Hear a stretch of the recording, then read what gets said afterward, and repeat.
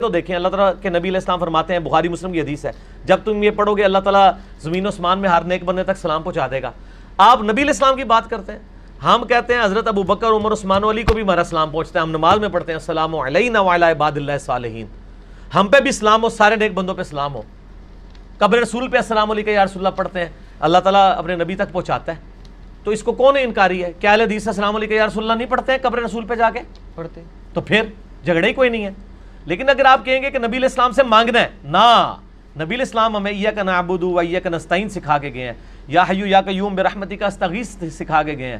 لمن یقتل فی سبیل اللہ اموات، ہرگز مت کہنا ان کو کہ جو قتل ہو جائے اللہ کی راہ میں کہ وہ مردہ ہے، بل احیاء ولکن لا تشعرون، نہیں وہ زندہ ہیں لیکن تمہیں اس کا شعور نہیں ہے۔ ان الفاظ سے ایک بہت پیچیدہ مسئلہ حل ہوتا ہے۔ ہمارے ہاں اہل حدیث حضرات کا اور سنیوں کا بھی جھگڑا ایک ہے، اور سنیوں میں سے حنفی، دیوبندی بھی، بریلوی بھی، ان میں بھی جھگڑا ہے،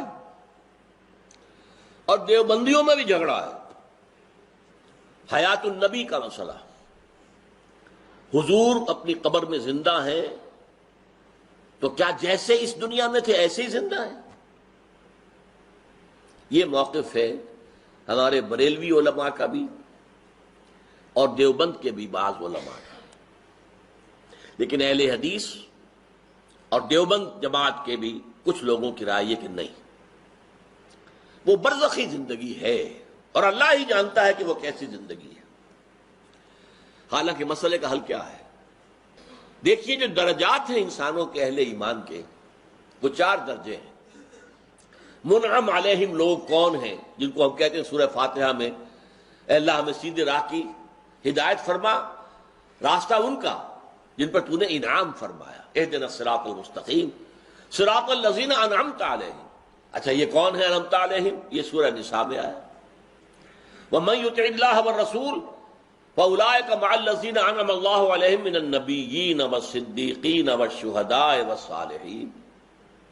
جو اللہ اور اس کے رسول کی اطاعت پر کاربند ہو جائیں ان کو معیت حاصل ہوتی ہے انبیاء کی، صدیقین کی، شہداء کی اور عام صالح اہل ایمان کی۔ یہ 4 طبقے ہیں منعم علیہم۔ سب سے اوپر نبی، ویسے نبیوں سے بھی اوپر رسول، پھر یہ کہ نیچے صدیق، پھر نیچے شہید، پھر نیچے عام اہل ایمان جو نیک ہیں، صالح۔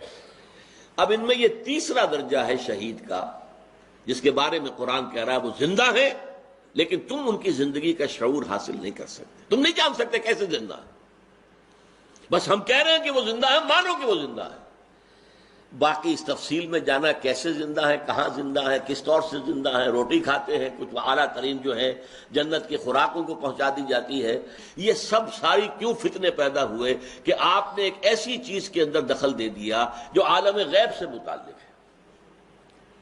عالم غیب کی وہی بات ہم مانیں گے جو رسول نے بتائی ہو، قرآن میں آئی ہو یا صحیح حدیث میں آئی ہو۔ عالم غیب کی کوئی بات اپنے طور سے اس کے بارے میں مین میخ نکالنا، تفصیلیں بیان کرنا، یہ در حقیقت فتنہ کھولنے کا مترادف۔ جب ہم شہداء کی حیات معنوی جو ہے یا حیات جو ہے اخروی اس کو نہیں جان سکتے کہ کیسی ہے، تو صدیقین تو ان سے بھی بالا تر ہیں، انبیاء ان سے بھی بالا تر ہیں، رسول ان سے بھی بالا تر ہے، اور تمام رسولوں کے سردار محمد صلی اللہ علیہ وسلم۔ انہیں اللہ نے کیسی زندگی دی ہے؟ اعلیٰ ترین زندگی دی ہے۔ ہم کہتے ہیں یقیناً، لیکن کیسی؟ آپ اس دنیا کی زندگی کو بہت اعلیٰ سمجھتے ہیں؟